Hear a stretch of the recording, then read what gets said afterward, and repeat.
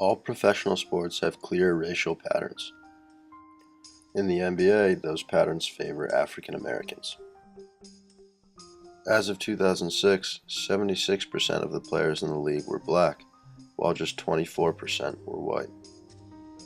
While many would argue that genetically driven physical advantages explain the root of this dominance, saying that African Americans simply have a genetic edge over other races, it would be more sensible to explain this black dominance in basketball as a sociological phenomenon that occurs due to various social factors. It is important to first explore race by itself. Race is socially constructed, meaning that there are no real biological differences between racial groups. African Americans don't naturally have the ability to run faster or jump higher, yet much of our society has perpetuated this belief. These beliefs that African Americans are innately superior athletically can strongly influence which sports they play and do not play. Black children are more likely to pursue a sport such as basketball where they feel their genetics give them an advantage. White children, thinking they have a genetic disadvantage, may choose to pursue a sport such as tennis instead. There are many cultural differences that also contribute to black dominance of basketball. As more and more African Americans become famous for playing basketball, the sport starts to become ingrained in black culture. Additionally, many black youths living in inner cities believe they can use professional basketball as a way out of their neighborhoods, despite their extremely low odds. Many black children spend hours a day on the court developing their physical skills. One social factor crucial in the development of any successful athlete is the environment that you train in. For basketball, the inner city provides the best training environment. It just so happens that these areas are most populated by African Americans. Competition is easier to find in inner cities as there are more players living in a smaller area. This can lead to overcrowded courts, which makes for intense competition. Children growing up in these areas tend to develop a more physical style of play as they are using their bodies in a small space. This style translates very well to professional basketball.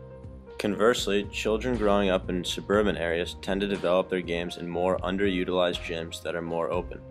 This provides a less competitive environment where children's skills are less likely to be put to the test in game situations.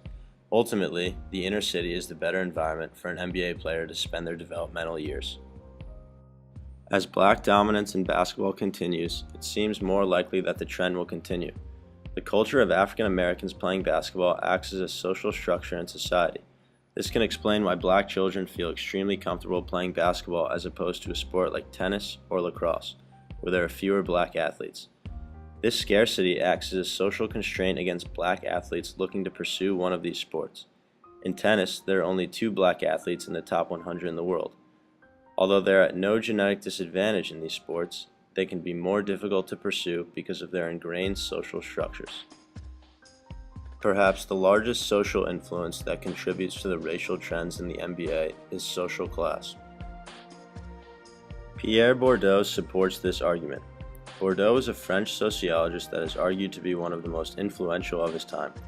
He based his thinking around several key concepts, such as habitus and capital. Habitus is defined as the structuring structure which organizes practice and the perception of practices. In this case, the habitus refers to the great importance basketball holds in inner city communities. Capital is broken up into 3 categories: cultural, social, and economic. Each represents concrete forms of power. Bourdieu would argue that people in lower social classes have less capital, which makes certain sports more accessible than others. Basketball, compared to lacrosse or tennis, is very inexpensive, making it more accessible. It only requires a ball and a hoop. Tennis and lacrosse require several expensive pieces of equipment and can only be played in certain areas. Bourdieu would argue that this is the reason sports such as golf, tennis, and lacrosse are synonymous with wealth, while sports like basketball or boxing are more representative of the middle/lower class. Despite the large number of African Americans in the NBA, institutional racism can still be found in many areas of the league.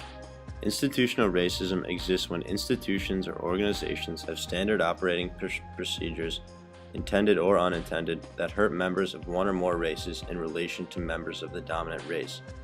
When looking at the NBA as the institution, some racism is very evident.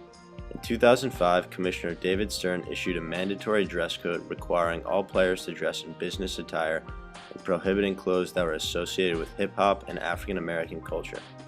By enacting this dress code, it allows the predominantly white owners and presidents to control many of the black NBA players.